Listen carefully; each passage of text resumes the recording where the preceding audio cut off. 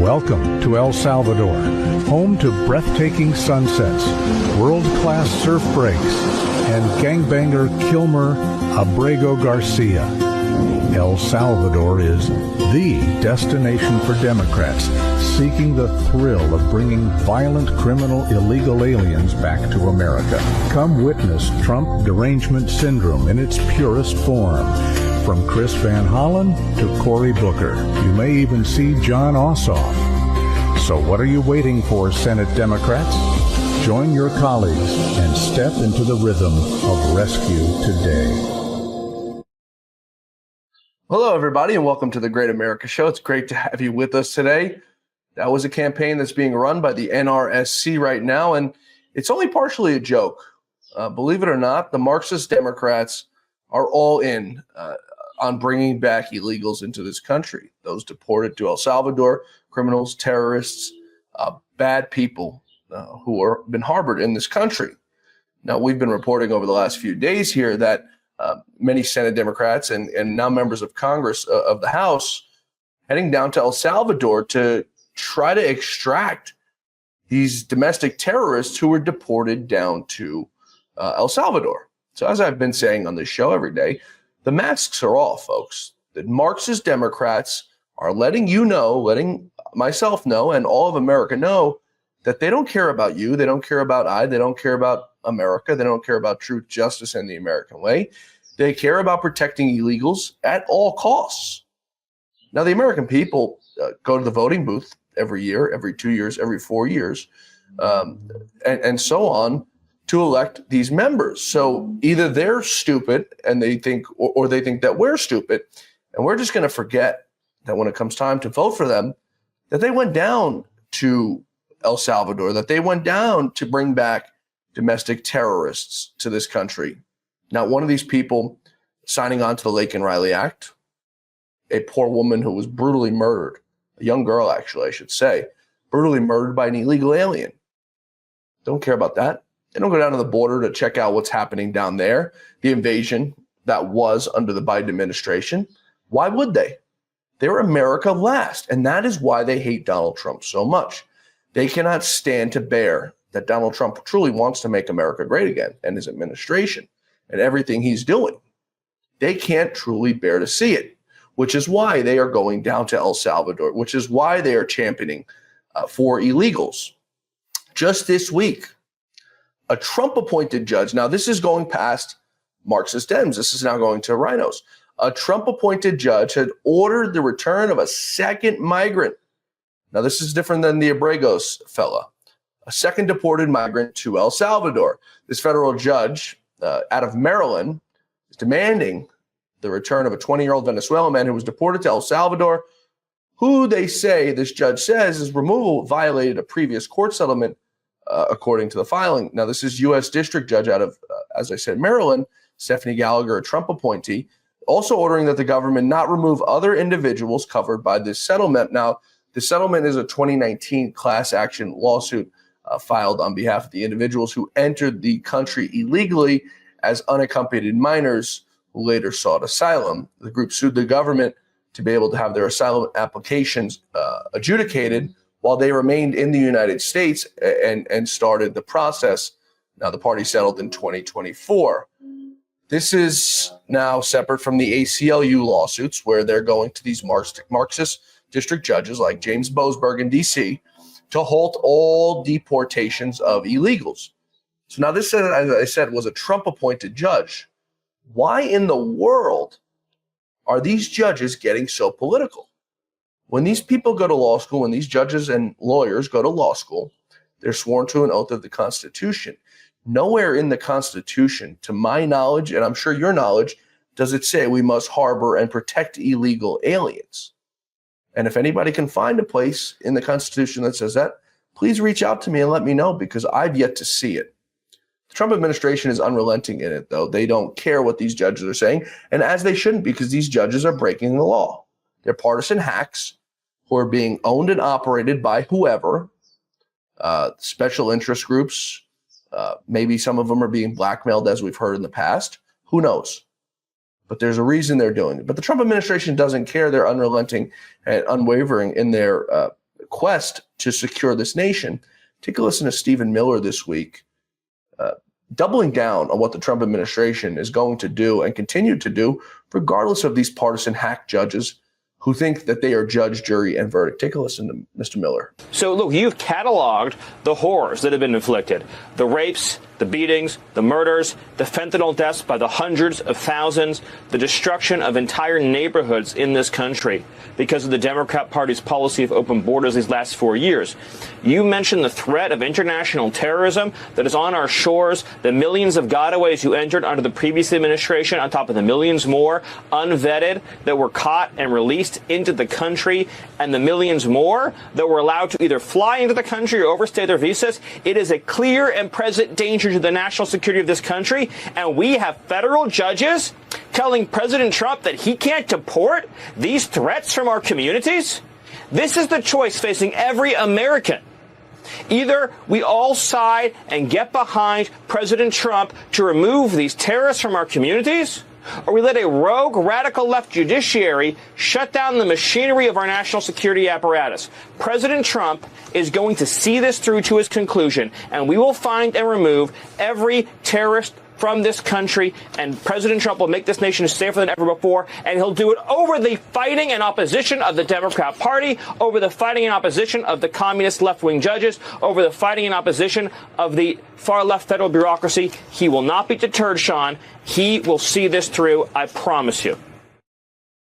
Unwavering in their quest to make America great again. Now, President Trump and his administration are working multiple workarounds to what these Marxist judges, as I said, are trying to do and trying to circumvent and stop the America First agenda. Now, the Trump administration is pulling off an incredibly creative move to try to humiliate some of these activist judges who are stopping them from these deportations. Axios has reported this week that Trump revealed how they're going to manage to avoid violating federal judges' restraining orders from barring them. One that they're taking issue with is a U.S. District Judge, Brian Murphy, who's, of course, a Biden appointee, who ordered the Trump administration to ensure that people with final removal orders have a chance to argue that the deportations to a country other than their own could jeopardize their safety. Now, what about the safety of the American people when they come here? How about the people who are being trafficked and smuggled through the border? Children, women, kids. How about those people? So the Trump administration is what they're doing now is they're exploiting a loophole in the ruling and deporting several illegal aliens anyway, regardless of the order. This judge, Brian Murphy, his order only applied to the Department of Homeland Security, so not any other federal agencies. So what President Trump's administration is doing now to circumvent this is they're using the DOD, the Department of Defense, to ship out these illegals, outwitting this Judge Murphy. I mean, these judges don't even understand, folks, what they're doing, the harm and destruction they're causing to America. But President Trump is, as I say on this show, backed by some of the smartest people that he's ever had in his administration. Stephen Miller, Susie Wiles, some of his internal staff are just doing a terrific job, not caring what the Marxist Dems do, not caring what the Marxist Dems say, as they should. I mean, these are sick people who mean to hurt America. Never did I think, and I'm sure a lot of you who are tuned in here today, did you ever think that you would see the Democrats out there simping for illegal aliens, going to different countries? I mean, they have hit new lows, and it's truly, truly sad to see. You're still looking good. I'm still feeling good. You know, I've got all your MyPillow products. Mattress topper, bed sheets, MyPillows, towels, slippers, blankets. I'm interrupting this commercial to do something I've never done before. Get 2 MyPillows absolutely free on orders of $100 or more. I can't do this forever, so get on board with this great sale today. Our best-selling 6-piece bath towel sets or kitchen towel sets, just $29.98. Our famous standard MyPillow is only $14.98. Queens, $18.98. King size, only $1 more. Body pillows, $29.98. Multi-use MyPillow 2.0s with pillowcase, $9.98. Save $40 on our spring percale Giza Dream bed sheet sets. Any size, any color. So go to mypillow.com or call that number on your screen. Use your promo code to save up to 80% on all MyPillow products. And when you spend $100 or more, get 2 standard MyPillows absolutely free. The sad part is, folks, is that it's not just these judges who are coming out against the Trump administration, coming out against America on the deportations of illegals. We now this week have a federal judge. This is completely separate now.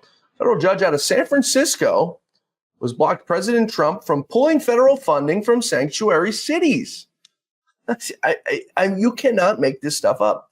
U.S. District Judge William Orrick said withholding federal funds from sanctuary cities is an unconstitutional act. President Trump, of course, issued a flurry of executive orders in his first term and now in his second term to withhold federal funds from jurisdictions who are harboring illegal aliens, who are not allowing ICE to come in and deport these people. Santa Clara, San Francisco, and 14 other cities and counties sued Trump administration, and they're moving for a preliminary injunction blocking President Trump executive order on this. Judge Orrick, who was this judge in San Francisco, started out his opinion in the 6-page opinion he wrote with, quote, "Here we go again." What kind of federal judge who takes an oath to the Constitution, who takes an oath to the law, starts an opinion piece like that? Doesn't seem too professional, right?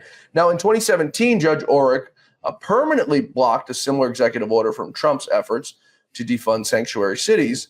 The judge said, again, withholding federal funds from sanctuary cities and jurisdictions is unconstitutional. He said it violates the 5th and 10th Amendments and also violates due process.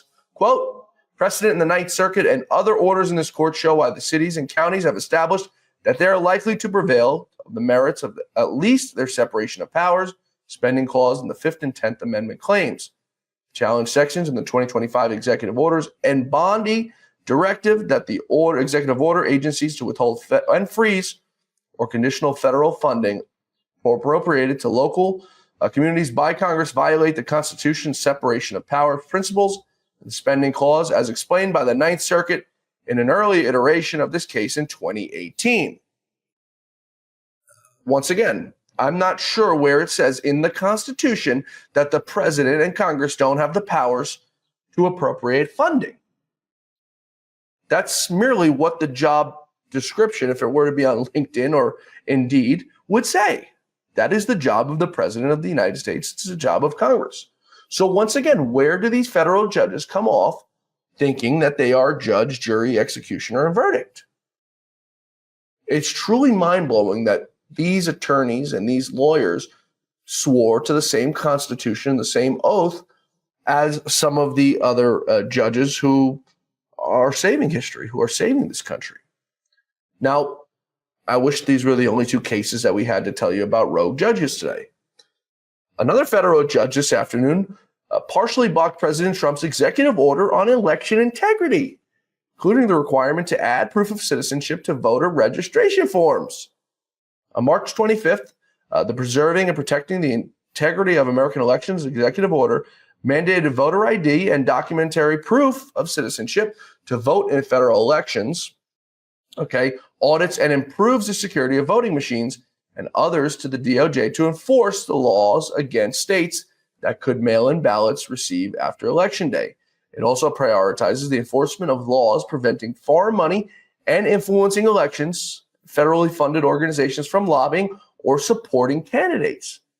Additionally, this order includes provisions that the Department of Homeland Security, in coordination with the DOJ administrator, shall review each state's publicly available voter registration list and available records concerning voter list maintenance activities as required by U.S. law, along with federal immigration databases and state records requested, including through subpoena, where necessary and are authorized by law for consistency with federal requirements.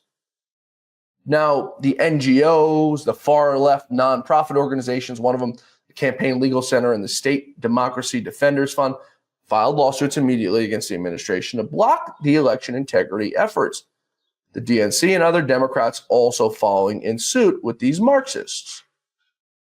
On Thursday, Judge Colleen Coatley radical Clinton appointee, who previously mocked an elderly Catholic woman as she threw the book at her for praying at an abortion clinic, sided with these far-left Marxist Dem organizations. This is the judge who partially blocked the order. Once again, why are these judges involved in election integrity? Number one, if they are involved, they should be all in favor of this, right? You would think these people of America, once again, they've got a sworn oath to the Constitution, so they support American values. They support free and fair elections. But once again, we've seen now that a partisan hack judge is playing politics and caving to these far-left organizations rather than supporting truth, justice, and the American way.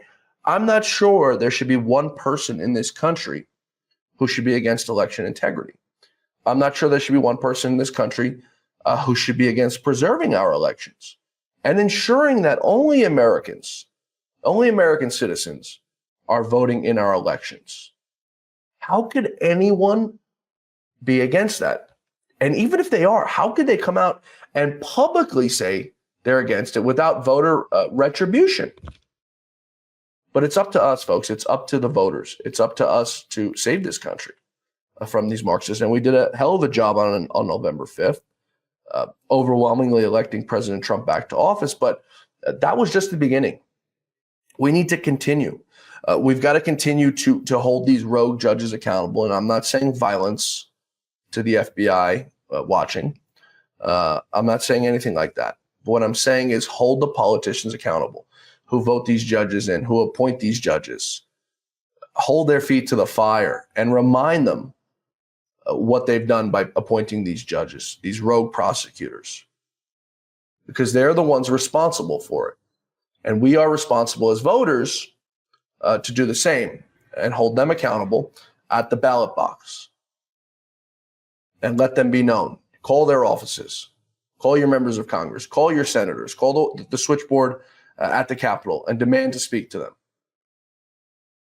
Because if we do have an overabundance of numbers and people who are contributing to this movement of truth, justice, and the American way, and fair elections, and deporting illegals into this country, that's the only way we have a sound America. Now, there are some bad actors outside of the political realm. Take, for instance, George Soros. What's going on with George Soros or his son Alex Soros, who's married to Uma Abedin? Well, out in Minnesota, Soros-backed prosecutor Marty Moronity is being blasted for deciding not to file criminal charges against an admitted Tesla vandal and a Minnesota government staffer who caused over $20,000 in damages to vehicles built by Elon Musk. I mean, you cannot make this stuff up. Hennepin County attorney Mary Moronity, who has financial ties to George Soros, is facing backlash for not charging 33-year-old Minnesota state government employee Dylan Bryan Adams after he admitted to attacking 6 Tesla vehicles. I mean, he didn't attack humans. He attacked a vehicle that can't fight back in a political motivated vandalism spree last month. I mean, you cannot make this stuff up. Now, the Hennepin County Attorney's Office says it will, quote, seek diversion over charges against Adams, who's a Minnesota Department of Human Services data analyst, claiming its division approach, quote, helps to ensure the individual keeps their job and can pay restitution. When asked about Adams' employment status, the Minnesota DHS did not clarify, only telling the outlet, quote, we are reviewing this matter at this time. State employees are expected to follow our code of conduct and hold themselves to the highest ethical standards through their words and their actions. The Soros-tied Minnesota prosecutor was blasted for her decision all over social media by politicians on the right. Folks, these people are not mentally sane, and I say it only half kidding. Trump derangement syndrome, and now it's Elon Musk derangement syndrome, is a real thing. It's a real deal. It's a real thing.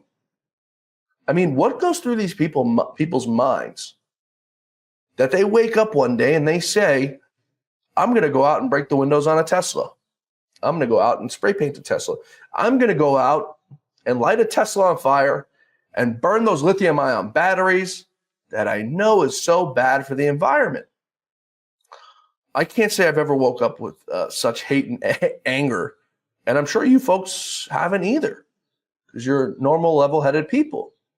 But these people, I think, deserve some sort of lobotomy or some sort of mental counseling to figure out what goes on in their mind, that they have this much hate and this much anger in their bones for a man they don't even know, for a man who's done absolutely nothing. These leftists used to praise Elon Musk. They loved him. He was saving the environment. He was saving the world with his electric cars. Now, I don't agree with Elon Musk on electric cars. I don't think that there's a need for them in America, but that's my opinion. That's my opinion on the product. It's not my opinion on the individual. Looking at the individual, Elon Musk is a totally brilliant man. He's, in fact, the smartest man on this planet. He's done things that nobody's ever been able to do before. He's built things that nobody has ever been able to do before. He's managed things like nobody has ever done before. So yes, Elon is a brilliant man. He's a smart man. I don't have to agree with his product.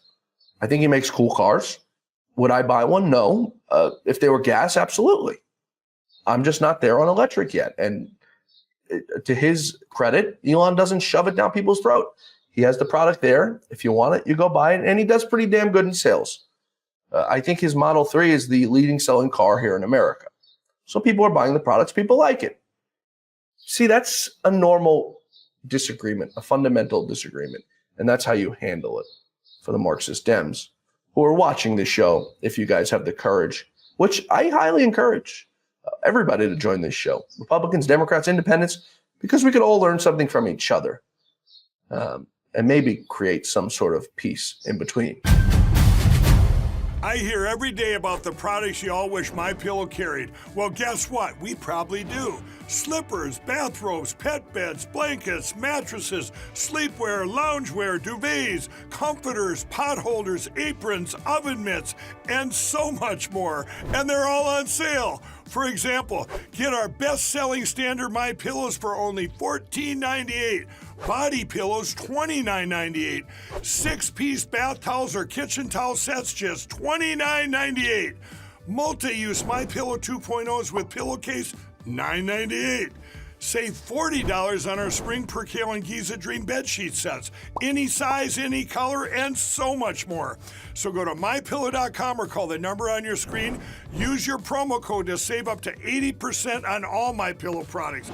And I've never done this before. When you spend $100 or more, you're going to get 2 standard MyPillows absolutely free. I want to turn now to the Department of Defense and Pete Hegseth. It's a man who's had mud thrown at him from day one. The people didn't want him there. The deep state didn't want him there. He's an outsider. He doesn't belong there, is what they told us. He's not qualified. He does not deserve that job. Well, which one of our last Secretary of Defenses actually deserved that job? Which one of them has done a good job that you can think of? Because I can't think of one off the top of my mind who served us in the last, we'll say, 25 years, who was worth a damn. Maybe Donald Rumsfeld could come to mind out of all of them except for Hegseth.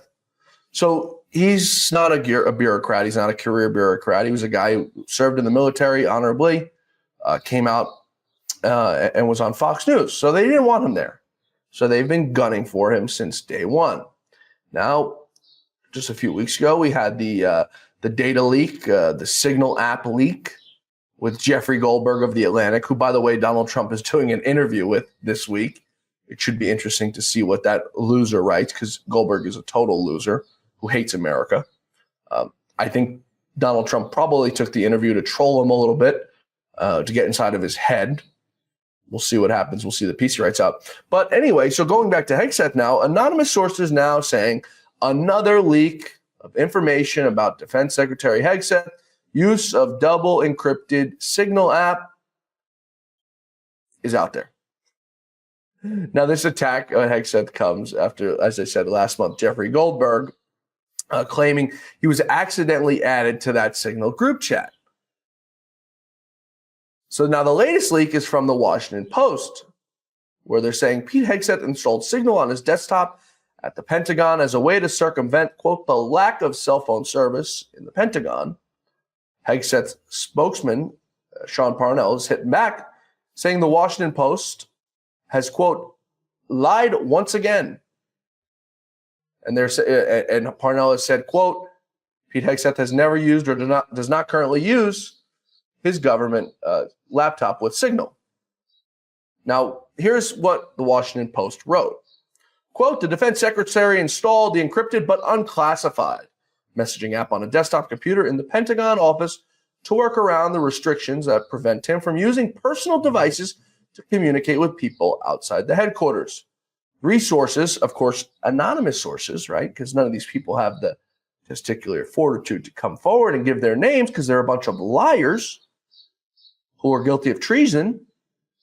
Three sources, quote, told the Washington Post that Hegseth effectively, quote, cloned the Signal app from his personal phone following a discussion with his aides about how they could circumvent the lack of cell phone service in most parts of the Pentagon so they could coordinate with the White House and other Trump staffers quickly.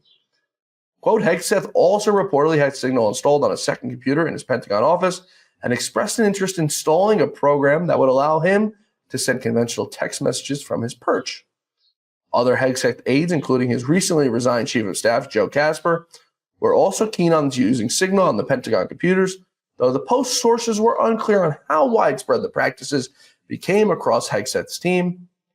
Hegseth spokesman Sean Parnell, of course, saying that he does not use it on his computer. I mean, folks, think about how stupid of a story that is.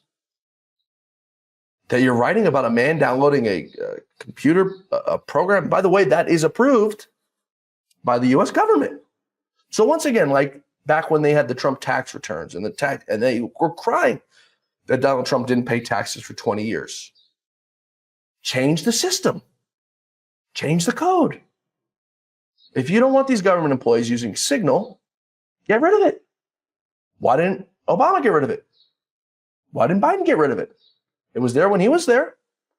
What I'm being told from my inside sources is that the Marxist left and the leakers are very upset about Signal for one reason, because they're not able to leak as freely and easily as they were before. So how it was before, you may recall the Alexander Vindman phone call. Vindman was sitting on a phone call with President Trump, took a transcription of a perfectly good phone call, and blew it out of proportion. With Signal, you know everybody who's on a text chain.